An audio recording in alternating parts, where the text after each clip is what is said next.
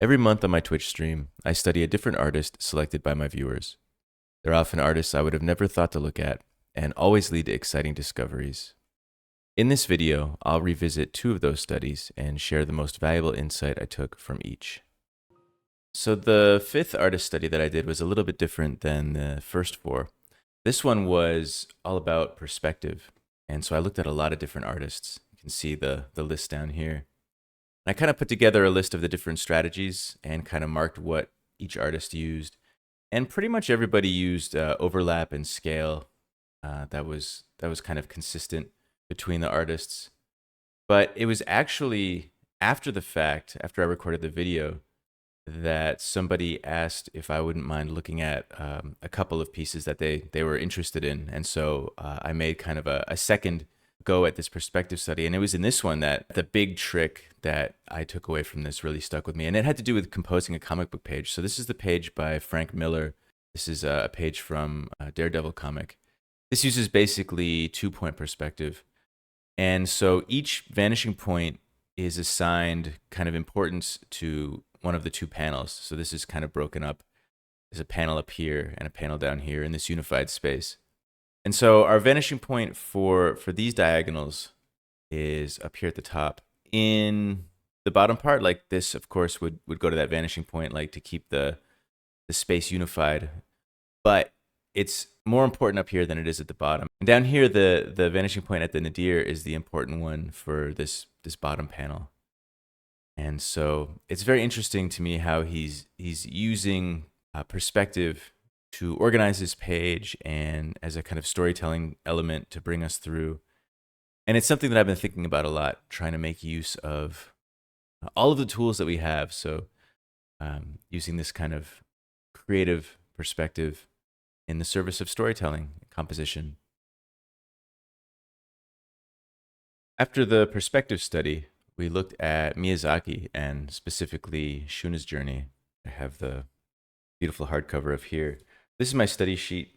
I did, as you can see, all these thumbnails in watercolor. This was mostly for composition and color use. And I used this TMK poster paper, which is the paper that Miyazaki uses. So it was kind of a nice touch to get some of that as well for the study. But the thing about his work, it was the compositions and the page layouts that I was focusing on a lot. But the number one thing that really stuck with me was this panel here. During the study, did this and flipped it, and I was really surprised by the difference in mood. And it's interesting because I'm a woodcut artist, so when you do woodcut, like you draw the picture backwards on the wood, and then it comes out when you print it flipped. And so I'm used to composing forwards and backwards.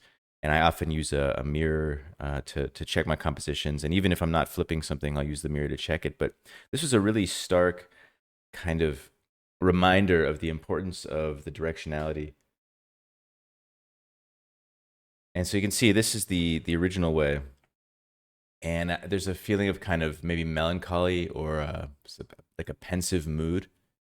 And then when it's flipped, to me at least, this feels much more kind of hopeful, maybe more inspiring, or I was wondering if this has to do with the sunrise and the sunset. Like in this flip version, it appears that he's looking to the east, so maybe that implies sunrise, and in this one, it appears he's looking to the west, so maybe that implies sunset, and maybe there's some kind of an emotional connection there. But I mean, we could be looking at him from the north rather than from the south, and it wouldn't necessarily have that connotation.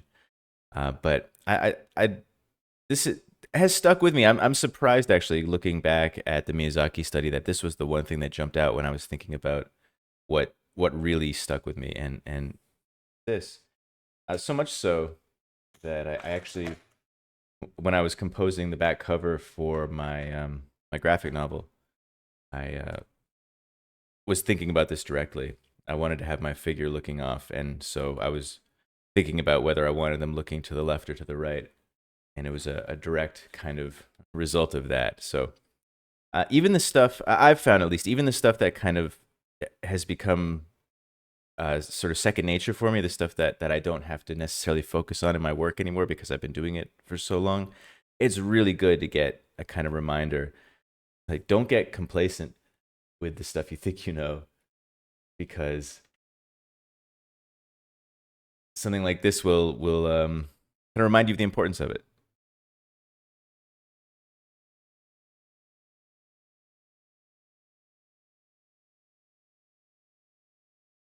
So those are the top tricks that I learned studying perspective and Miyazaki's Shuna's Journey.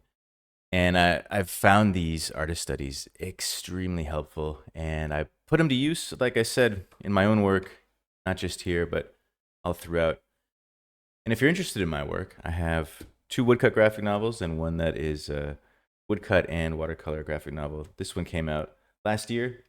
The next two artist studies that I did on my Twitch stream were looking at drapery, so another kind of uh, larger views artist study, looking at several different artists and how they do drapery. And following that, we looked at the portraits of John Singer Sargent.